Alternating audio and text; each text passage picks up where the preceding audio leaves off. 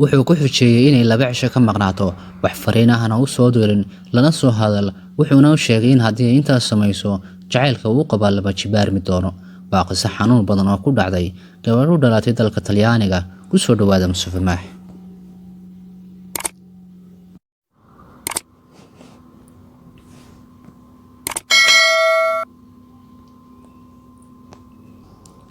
Marka waxa uu ahaa wiil dhalinyaro ah wuxuuna jacayl daran ka dhaxeeyay Maria oo lodkiisa ahayd taasi muddo badan isjeclaayeen aadna isu dhowran jireen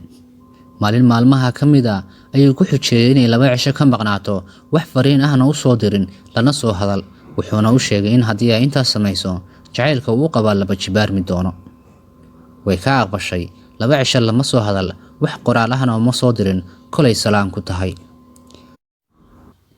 markay 2 cisho dhamaadeen ayay gurigii damacday inay ugu tagto wayna ugu tagtay mise waaba sii mootan yahay muddo 2 cisho ah wuxuu qabay cudurka kansarka wuxuuna uga tagay waraaq yar oo ay ku qoran tahay hadda waad baratay sida loo noolaan karo kali ahaansho waan ku jecelahay ayuu xag hoose kaga sii qoray uu qaadan waa ayay ku noqotay Maria waxaana bartii uga bilowday murugo iyo xanuun badan oo aan qiyaas lahayn waxayna ku dhawaatay inay waalan gaadho barnaamijkeena maanta intaas ayuu noogu egyahay inta mar labaad kulmayno waxaan idinkaga tagayaa wassalaamu calaykum waraxmatullaahi tacaala wabarakaatuh